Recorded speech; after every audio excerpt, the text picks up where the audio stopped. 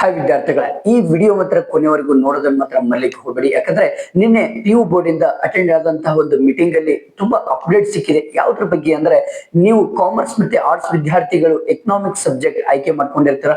Economics ಅಲ್ಲಿ out of out ಹೇಗ್ ತಗೊಳ್ಳೋದು, ಈ ಕ್ವಶನ್ ವಿತ್ ಆನ್ಸರ್ ಬರಿಬೇಕಾ ಅಥವಾ 4, 6 ಮತ್ತೆ 5 ಮಾರ್ಕ್ಸ್ ಗೆ ಎಷ್ಟು ವ್ಯಾಖ್ಯಾನದಲ್ಲಿ ಆನ್ಸರ್ ಅನ್ನು ಬರಿಬೇಕು, ಜೊತೆಗೆ ನೀವು ಔಟ್ ಆಫ್ ಔಟ್ ತೆಗಿಬೇಕು ಅಂದ್ರೆ ಯಾವ ಯಾವ ಲೆಸನ್ಸ್ ಗಳು ನೀವು ಓದ್ಕೊಳ್ಬೇಕು ಅನ್ನೋ ಸಂಪೂರ್ಣವಾದಂತಹ ಮಾಹಿತಿಯನ್ನು ವ್ಯಕ್ತಪಡಿಸಿದ್ದಾರೆ. ಅದನ್ನೇ ಈ ಒಂದು ವಿಡಿಯೋದಲ್ಲಿ ನಿಮಗೆ ಹೇಳಿಕೊಡ್ತಾ ಇದ್ದೇನೆ. ಕೊನೆವರೆಗೂ ನೋಡೋದನ್ನ ಮಾತ್ರ ಮರಲಿಕ್ಕೆ ಹೋಗಬೇಡಿ, ಯಾಕಂದ್ರೆ ಮಿಸ್ ಮಾಡಿದ್ರೆ ನಿಮಗೂ ಕೂಡ ತೊಂದರೆ ಆಗುತ್ತೆ. ಬನ್ನಿ, ಮೊಟ್ಟ ಮೊದಲು ನಿಮ್ಮ ಒಂದು PUC ಅರ್ಥಶಾಸ್ತ್ರ ಎಂಬ ವಿಷಯಕ್ಕೆ ಒಂದು ಬ್ಲೂ ಪ್ರಿಂಟ್ ಅನ್ನು ರೆಡಿ ಮಾಡಿದ್ದಾರೆ.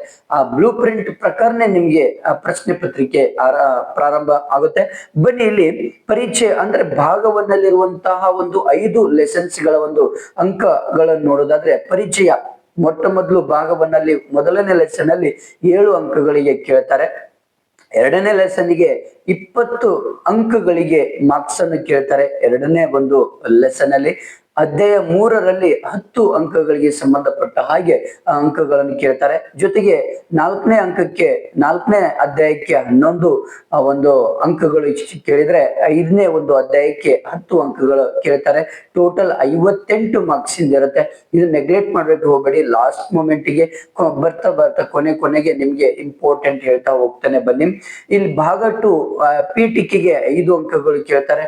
ರಾಷ್ಟ್ರೀಯ ವರಮಾನ ಲೆಕ್ಕಾಚಾರ 17 ಅಂಕಗಳಿಗೆ ಕೇಳ್ತಾರೆ. ಹಣ ಮತ್ತು ಬ್ಯಾಂಕಿಂಗ್ 12 ಅಂಕಗಳನ್ನು ಕೇಳ್ತಾರೆ. ಆದಾಯ ಮತ್ತು ಉದ್ಯೋಗದ ನಿರ್ಧಾರ 8 ಅಂಕಗಳಿಗೆ ಕೇಳ್ತಾರೆ. ಜೊತೆಗೆ ಸರ್ಕಾರದ ಮುಂಗಡ ಪತ್ರ ಆರ್ಥಿಕತೆ 9 ಅಂಕಗಳು, ಹಾಗೆ ಮುಕ್ತ ಆರ್ಥಿಕತೆ, ಸಮಗ್ರ ಆರ್ಥಿಕತೆ 12 ಅಂಕಗಳಿಗೆ ಪ್ರಶ್ನೆಗಳು ಬರ್ತದೆ. ಇಲ್ಲಿ ಇಂಪಾರ್ಟೆಂಟ್ ಏನಪ್ಪಾ ಅಂದ್ರೆ, ನೀವು ಪ್ರಮುಖ ಯಾವ ಒಂದು ಅಧ್ಯಾಯಗಳನ್ನು ನೀವು ಸ್ಟಡಿ ಮಾಡಿದ್ರೆ 80ಕ್ಕೆ 80 ತೆಗೆದುಕೊಳ್ಳಬಹುದು ನಿಮ್ಮ ಅರ್ಥಶಾಸ್ತ್ರದ ವಿಷಯದಲ್ಲಿ. ಹಾಗಾದ್ರೆ ಬನ್ನಿ ನೋಡಿ, ಭಾಗವನ್ನಲ್ಲಿ ಮೋಸ್ಟ್ ಇಂಪಾರ್ಟೆಂಟ್ 3 ಲೆಸನ್ಸ್ ಗಳಿದಾವೆ. ಅಧ್ಯಾಯ 2ರಲ್ಲಿ 20 ಅಂಕಗಳು, ಅಧ್ಯಾಯ 3 10 ಅಂಕಗಳು, ಅಧ್ಯಾಯ 4 11 ಅಂಕಗಳು. ಇಷ್ಟು ನೀವು ಭಾಗವನ್ನಲ್ಲಿ 3 ಒಂದು ಲೆಸನ್ಸ್ ಗಳನ್ನು ಓದೋದ್ರಿಂದ, ಜೊತೆಗೆ ಭಾಗ 2ದಲ್ಲಿ ಅಧ್ಯಾಯ 2, ಅಧ್ಯಾಯ 3, ಅಧ್ಯಾಯ 6 ಈ 3 ಟೋಟಲ್ ಭಾಗವನ್ನಲ್ಲಿ 3, ಭಾಗ 2ದಲ್ಲಿ 3, 6 ಲೆಸನ್ಸ್ ಗಳನ್ನು ಪರ್ಫೆಕ್ಟ್ ಮಾಡ್ಕೊಂಡ್ರೆ, ಉಳಿದ 2 ಲೆಸನ್ ಬಿಟ್ಬಿಡಿ, ನೋ ಪ್ರಾಬ್ಲಮ್. 6 ಲೆಸನ್ಸ್ ಪರ್ಫೆಕ್ಟ್ ಮಾಡ್ಕೊಂಡ್ರೆ ನೀವು ಆರಾಮಾಗಿ 80ಕ್ಕೆ 80 ರೀಚ್ ಆಗ್ಬೋದು, ಗ್ಯಾರಂಟಿ. ಓಕೆ, ನೆಕ್ಸ್ಟ್ ನಿಮಗೆ 80ಕ್ಕೆ 80 ಬೇಡ, 60ಕ್ಕೆ ಸರ್ ನನಗೆ 80ಕ್ಕೆ 60 ತೆಗೆದುಕೊಂಡ್ರೆ ಸಾಕು ಅನ್ನೋರು 60 ಮಾರ್ಕ್ಸ್ ತೆಗೆದುಕೊಳ್ಳಲಿಕ್ಕೆ 4 ಲೆಸನ್ಸ್ ಗಳನ್ನು ಪರ್ಫೆಕ್ಟ್ ಮಾಡ್ಕೊಳ್ರಿ. ಭಾಗವನ್ನಲ್ಲಿ ಅಧ್ಯಾಯ 2 ಮತ್ತೆ ಅಧ್ಯಾಯ 4 ಈ 2 ಲೆಸನ್ಸ್ ಗಳನ್ನು ಪರ್ಫೆಕ್ಟ್ ಮಾಡ್ಕೊಳ್ರಿ. ನೆಕ್ಸ್ಟ್ ಭಾಗ 2ದಲ್ಲಿ ಅಧ್ಯಾಯ 2, ಅಧ್ಯಾಯ 3 ಈ ಟೋಟಲ್ 4 ಲೆಸನ್ಸ್ ನೀವು ಪರ್ಫೆಕ್ಟ್ ಮಾಡ್ಕೊಂಡಿದೆ. ಅದರಲ್ಲಿ ನೀವು 80ಕ್ಕೆ 60 ಮಾರ್ಕ್ಸ್ ಗ್ಯಾರಂಟಿ ಕಟ್ಟಿಟ ಬುತ್ತಿ ಆರಾಮಾಗಿ ತೆಗೆದುಕೊಳ್ಬಹುದು. ನೆಕ್ಸ್ಟ್ ಸರ್ ನನಗೆ 60 ಬೇಡ, ನನಗೆ 80ಕ್ಕೆ 50 ಬಂದ್ರೆ ಸಾಕು ಅನ್ನೋರು 3 ಲೆಸನ್ಸ್ ಗಳನ್ನು ಪರ್ಫೆಕ್ಟ್ ಮಾಡ್ಕೊಂಡ್ರೆ ಸಾಕು, ಆರಾಮಾಗಿ 50 ಮಾರ್ಕ್ಸ್ ಅಂತ ತೆಗೆದುಕೊಳ್ತೀರಾ. ಭಾಗವನ್ನಲ್ಲಿ 2ನೇ ಲೆಸನ್ ಭಾಗ 2ದಲ್ಲಿ ಅಧ್ಯಾಯ 2 ಮತ್ತೆ ಅಧ್ಯಾಯ 3 ಈ 3 ಲೆಸನ್ಸ್ ಗಳನ್ನು ಪರ್ಫೆಕ್ಟ್ ಮಾಡ್ಕೊಂಡ್ರೆ ಸಾಕು, ನೀವು ಆರಾಮಾಗಿ 50 ಮಾರ್ಕ್ಸ್ ತೆಗೆದುಕೊಳ್ಬಹುದು. ಇದು ನಿಮ್ಗೆ PU ಬೋರ್ಡ್ ಇಂದಲೇ ಬಂದಂತಹ ಟ್ರಿಕ್ಸ್ ಗಳು. ಓಕೆನಾ? ನೆಕ್ಸ್ಟ್ ಇನ್ನೊಂದು 3 ಮಾಡೆಲ್ ಕ್ವಶನ್ಸ್ ಬಿಟ್ಟಾರೆ, ಪ್ರಶ್ನಾಕೋಟಿಗಳನ್ನು ಬಿಟ್ಟಿದ್ದಾರೆ. ಅವುಗಳನ್ನು ಕರೆಕ್ಟ್ ಆಗಿ ನೀವು ಸ್ಟಡಿ ಮಾಡಿದ್ದೆ ಆದಲ್ಲಿ ಈ ಲೆಸನ್ಸ್ ಗಳು ಬರುವಂತಹ ಎಲ್ಲಾ ಕ್ವಶನ್ಸ್ ಗಳನ್ನು ನೀವು ಸರಿಯಾಗಿ ಸ್ಟಡಿ ಮಾಡಿದ್ರೆ ನೀವು 80ಕ್ಕೆ 80 ತಗೊಳ್ಬಹುದು, 80ಕ್ಕೆ 60 ತಗೊಳ್ಳೋರು 60 ತಗೊಳ್ಬಹುದು, 80ಕ್ಕೆ 50 ತೆಗೆದುಕೊಳ್ಳೋರು 50 ತೆಗೆದುಕೊಳ್ಬಹುದು. ಬಟ್ ಕೆಲವೊಂದು ಇನ್ಸ್ಟ್ರಕ್ಷನ್ಸ್ ಕೊಟ್ಟಿದ್ದಾರೆ. ಏನಪ್ಪಾ ಅಂದ್ರೆ ನೋಡಿ, ಕೆಲವೊಂದು ವಿದ್ಯಾರ್ಥಿಗಳಿಗೆ ಗೊತ್ತಿರುವುದಿಲ್ಲ. ಯಾಕಂದ್ರೆ ಕಡಿಮೆ ಅವಧಿಯಲ್ಲಿ ಪರೀಕ್ಷಾ ಸಿದ್ಧತೆ ಹೇಗೆ ನಡೆಸಬೇಕು ಅನ್ನೋದೇ ಗೊತ್ತಿರುವುದಿಲ್ಲ.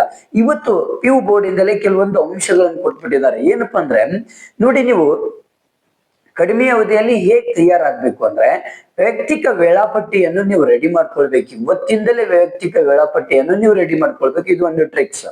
ನೆಕ್ಸ್ಟ್ ಅರ್ಥಶಾಸ್ತ್ರದ 1, 2 ಮತ್ತು 5 ಅಂಕಗಳ ಪ್ರಶ್ನೆಗಳು ಕಡ್ಡಾಯ ಕಲಿಕೆ ಮಾಡ್ಕೊಳ್ಬೇಕು. 1, 2 ಅಂಕದ್ದು ಮತ್ತು 5 ಅಂಕಗಳದ್ದು ಕಡ್ಡಾಯವಾದಂತಹ ಒಂದು ಕಲಿಕೆ ಮಾಡಿಬಿಟ್ರೆ ನೀವು ಆರಾಮಾಗಿ ರೀಚ್ ಆಗಿಬಿಡ್ತೀರಾ.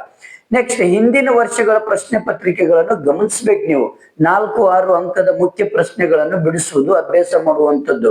ಅವುಗಳೇ ರಿಪೀಟ್ ಆಗುವಂತ ಸಂಭವ ಇರುತ್ತೆ. ಹಾಗಾಗಿ ನೀವು ಓಲ್ಡ್ ಪ್ರಶ್ನೆ ಪತ್ರಿಕೆಯಲ್ಲಿರುವಂತ 4-6 ಅಂಕದ ಮುಖ್ಯ ಪ್ರಶ್ನೆಗಳನ್ನು ನೀವು ಬಿಡಿಸ್ಬೇಕಾಗುತ್ತೆ.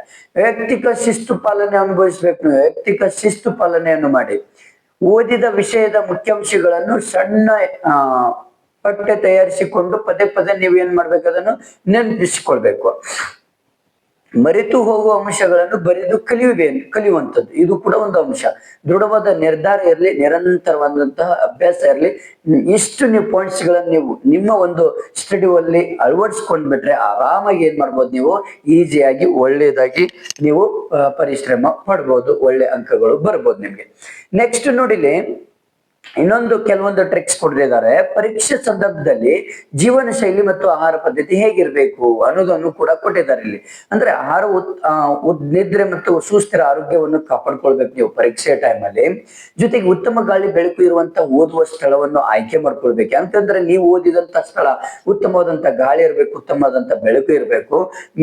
ಮತ್ತೆ ಇನ್ನೊಂದು, ಸಂಬಂಧಿಕರ ಮನೆ ಊರುಗಳಿಗೆ ಅನವಶ್ಯಕವಾಗಿ ಹೋಗ್ಲಿಕ್ಕೆ ಹೋಗ್ಬೇಡಿ. ಎಕ್ಸಾಮ್ ಟೈಮ್ ಅಲ್ಲಿ ಅನವಶ್ಯಕ ವಿಷಯಗಳಿಗೆ, ಚಟುವಟಿಕೆಗಳಿಗೆ ತೊಡಕೊಳ್ಬೇಡಿ.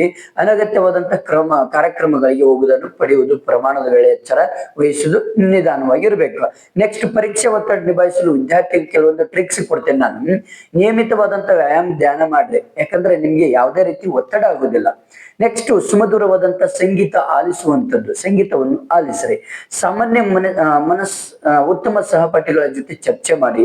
ಹಾಗೆ ಆತ್ಮವಿಶ್ವಾಸವನ್ನು ವೃದ್ಧಿಸಿಕೊಳ್ಳುವಂಥದ್ದು, ಓದಿದ್ದನ್ನು ಪದೇ ಪದೇ ನೆನಪಿಸಿಕೊಳ್ಳುವಂಥದ್ದು, ಹಿಂದೆ ನಡೆದ ಸಂಗತಿಗಳನ್ನು ಎಲ್ಲ ತಲೆಯಿಂದ ತೆಗೆದಕ್ಕೆ ಚೆನ್ನಾಗಿ ಸ್ಟಡಿ ಮಾಡಿ. ಜೊತೆಗೆ ಇನ್ನೊಂದು PU ಬೋರ್ಡ್ ಇಂದ ಇನ್ನೊಂದು ಹೊಸ ನ್ಯೂಸ್ ಏನ್ ಸಿಕ್ತು ಅಂದ್ರೆ, ನೀವು ಎಕ್ಸ್ಟ್ರಾ ಒಂದು ಕ್ವಶನ್ಸ್ ಗಳನ್ನ ಆರಾಮಾಗಿ ಬರಿಬಹುದು. ಫಾರ್ ಎಕ್ಸಾಂಪಲ್ 9 ಕ್ವಶನ್ಸ್ ಬರೀರಿ ಅಂತೇನೆ, 9ರಲ್ಲಿ ಯಾವ್ದಾದ್ರು 6 ಕ್ವಶನ್ಸ್ ಬರೀರಿ ಅಂತ ಇರುತ್ತೆ.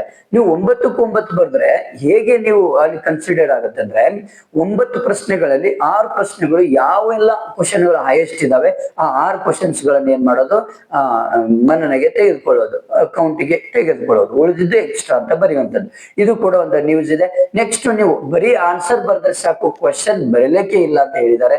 ಹೊಂದಿಸಿ ಬರೆಯಿರಿ ಮಾತ್ರ, A ಮತ್ತು B ಎರಡು ಬರೆದ್ರೆ ಒಳ್ಳೇದು, ಗೊಂದಲಕ್ಕೆ ಈಡಾಗೋದಿಲ್ಲ ಅನ್ನೋದು ಒಂದು ಮಾಹಿತಿ ಕೊಟ್ಟಿದ್ದಾರೆ. ಇಷ್ಟು ಮೇನ್ ಇಂಪಾರ್ಟೆಂಟ್ ನಿಮ್ಮ ಸೆಕೆಂಡ್ PUC ವರೆಗೆ ತುಂಬಾ ಇಂಪಾರ್ಟೆಂಟ್ ಇದೆ. Okay, thank you friends. ನಿಮ್ಮ ಫ್ರೆಂಡ್ಸಿಗೆ ಶೇರ್ ಮಾಡಿ. ಹಾಗೆ ಎಲ್ಲಾ ಒಂದು ವಿಷಯಕ್ಕೆ ಸಂಬಂಧಪಡುವಂತ ಮೋಸ್ಟ್ ಇಂಪಾರ್ಟೆಂಟ್ ಎಲ್ಲವೂ ಕೂಡ ಒಂದು ನೋಟ್ಸ್ ಇದೆ, ಮತ್ತೆ ಮಾಡೆಲ್ ಕ್ವಶನ್ಸ್ ಇದೆ, ಇಂಪಾರ್ಟೆಂಟ್ ಪ್ರಶ್ನೆಗಳು ಕೂಡ ಇದೆ. Okay, thank you friends. ನಿಮ್ಮ ಫ್ರೆಂಡ್ಸಿಗೆ ಶೇರ್